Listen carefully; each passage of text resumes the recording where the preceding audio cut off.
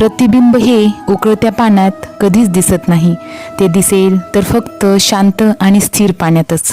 तसंच मन व विचार सैरभैर असताना मार्ग कधीच मिळत नाही. शांत व्हा व मन एकाग्र करून विचार करा, तुम्हाला तुमचा मार्ग नक्कीच सापडेल. राधे कृष्ण. जय जय श्रीकृष्ण. कृष्ण भक्तांनो, मी आज तुम्हाला श्रीकृष्णाला पती मानणाऱ्या मीरेच्या वैवाहिक आयुष्याचं गुपित सांगणार आहे. कृष्ण भक्त म्हणून जगासमोर एक नवी चेतना निर्माण करणाऱ्या संत मीराबाई यांची कहाणी मी तुम्हाला सांगणार आहे. संत मीराने श्रीकृष्णालाच सर्व मानले. कृष्णाच्या प्रेमात वेडी झालेल्या मीराचे अनेक उदाहरण आपल्याला ऐकायला वाचायला मिळतात. लहानपणीच आईने कान्हाच तुझा ठाकूरजी म्हणजे नवरा स्वामी आहे अशी ओळख करून दिली आणि त्यालाच सत्य मानून मीरा संपूर्ण आयुष्य जगली. मीराबाई हे फक्त एक नाव नाही, तर त्या भक्ती, आस्था आणि श्रद्धा यांचं उत्तम उदाहरण आहे. मीराबाईंचा जन्म संवत 1504 विक्रमीमध्ये राजा रतनसिंह यांच्या घरी झाला होता. मीरा जोधपूरच्या राठोड रतनसिंहची एकमेव मुलगी होती.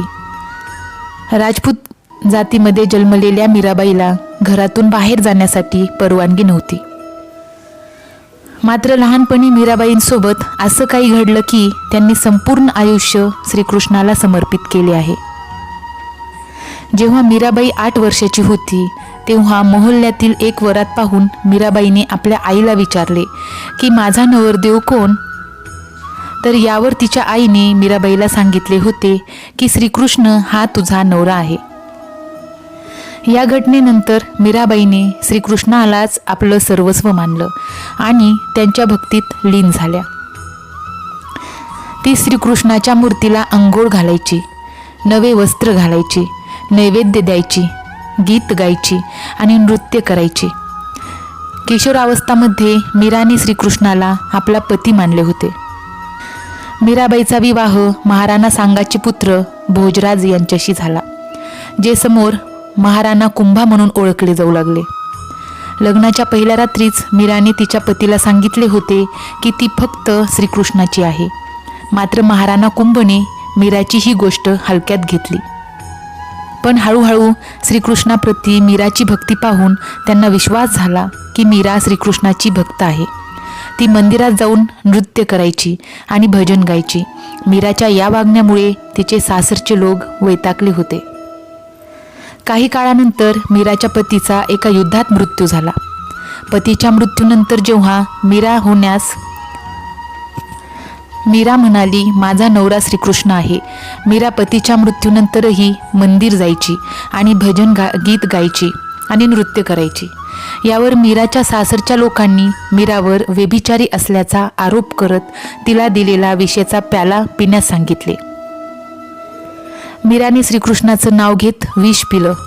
सर्वांना वाटले की मीरा आता जिवंत राहणार नाही. मात्र श्रीकृष्णाच्या कृपेने मीरावर विषाचा कोणताही परिणाम झाला नाही.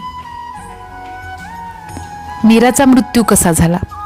सासरच्या लोकांनी तिला खूप त्रास दिल्यानंतर सासरच्या लोकांना कंटाळून मीराने महल सोडला होता आणि अनेक ठिकाणी तीर्थासाठी गेली. अखेर मीरा वृंदावनला पोहोचली.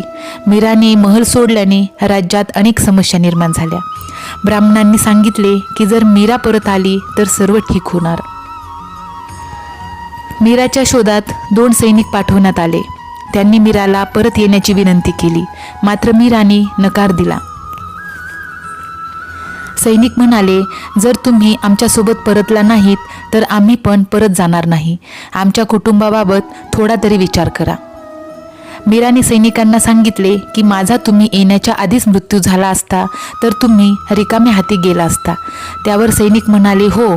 असं म्हणताच मीराने एक तारचे बाहेर काढले आणि श्रीकृष्णाचे भजन गायला लागली. मीराच्या डोळ्यात प्रेमाचे अश्रू येत होते आणि त्याच वेळी ती श्रीकृष्णाच्या मूर्तीत सामावली. अशा प्रकारे कृष्ण भक्त मीरा आणि तिचं आयुष्य आणि तिचा मृत्यू याबद्दल आपण माहिती जाणून घेतली. तर मीराची भक्ती तुम्हाला कशी वाटली? कमेंट बॉक्समध्ये जय श्रीकृष्ण लिहायला विसरू नका आणि माझ्या चॅनलवर नवीन असाल तर माझ्या चॅनलला सबस्क्राईब करायला विसरू नका. अशाच प्रकारच्या नवनवीन कथा घेऊन मी तुमच्यासाठी येईल नवीन कथेसाठी. तोपर्यंत राधे राधे, जय श्री कृष्ण.